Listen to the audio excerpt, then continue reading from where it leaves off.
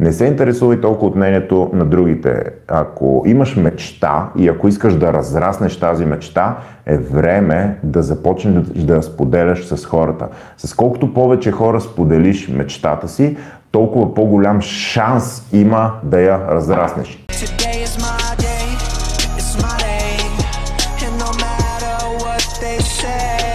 Юли, здрасти! Аз съм треньор по табата във Варна и имам доста успех с тренировките. Как според теб мога да стана номер 1 в града и кое е следващото ниво на развитие до следващият семинар?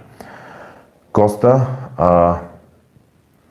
надявам се, че наистина искаш да знаеш това, което е изключително ценно и важно и което можеш да направиш е записвай си тренировките. Просто сложи един статив, сложи един телефон, записвай тренировките. Давай тази стойност на хората, нека хората знаят за теб. В момента един от най-основните, един от най-тегавите проблеми в всеки един бизнес е, че хората не знаят за твоя продукт, хората не знаят за твоята услуга, хората не знаят за твоите тренировки. Толкова много чудесни идеи не биват чути, толкова чудесни концепции не биват използвани, толкова невероятни продукти никога не стигат до пазара, защото хората не знаят двете основни неща: как да маркетират, как да промотират, как да продават. Така че изключително важно, използвай социалните мрежи, приятели, използвай социалните мрежи, непрекъснато снимай, непрекъснато давай стойност на хората. Ако тренировките сте ценни и полезни на 10 човека, които тренираш на живо, нямам представа дали са толкова или не, но ако тренировките сте ценни и полезни за 10 човека, които тренираш на живо, бъди сигурен, че те ще са полезни и за хиляди. Въпросът е да стигнеш до тях. Използвай социалните мрежи и нека ти кажа нещо, което веднага можеш да направиш. Просто взимаш си телефона с един статив или помоли някой от тренировките или твой приятел да снима тренировката и нека не ти пука какво ще е качеството. Много хора супер много се филмират, ама сега какво ще е качеството? Дали ще има микрофон, дали ще се чува?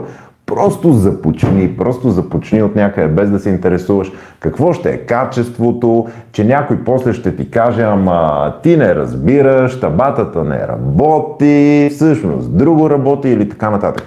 Не се интересувай толкова от мнението на другите. Ако имаш мечта и ако искаш да разраснеш тази мечта, е време да започнеш да споделяш с хората. С колкото повече хора споделиш мечтата си, толкова по-голям шанс има да я разраснеш. И да, по пътя ще има недоволни, по пътя ще има хейтери, по пътя ще има хора, които те оплюват, по пътя ще има хора, които се опитват да те смажат или да крадат от теб. Да, всички тези предизвикателства ги има по пътя, но именно това нещо е интересното в живота. Както често обичам да казвам, няма трудни мечти, има хора, които се отказват лесно. Така че непрекъснато документирай тренировките си, непрекъснато давай съвети на хората как могат да правят табата дори без теб. Защото истината е, че колкото повече стойност дадеш на света, толкова повече ще получиш обратно. Колкото повече хора накараш да бъдат по-във форма, по-щастливи, по-усмихнати или да научат нещо, или да се замислят за нещо, или с нещо да подобриш живота им, толкова по-добре. Така че всяко нещо, което правиш, документирай го, пускай го и не го документирай след това, за да си го гледаш и да го анализираш, просто го давай на хората. Използвай социалните мрежи, защото това е маркетинг на стероиди. И много хора правят следващата грешка и казват: о, Юли, аз си снимам тренировките, обаче те не достигат до никой.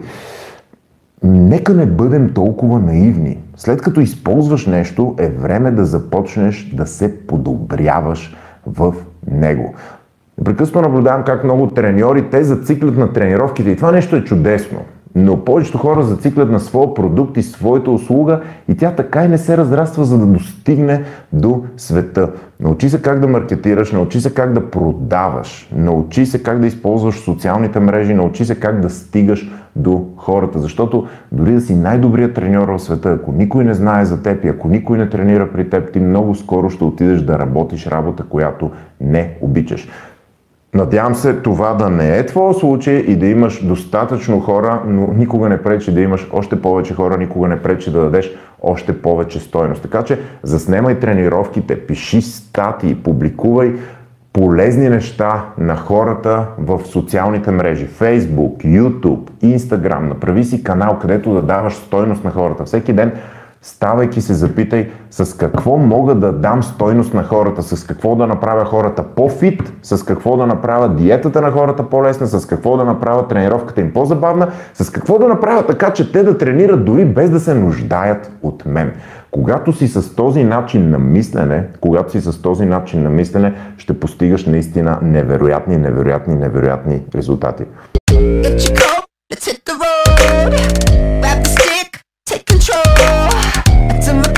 We need to go.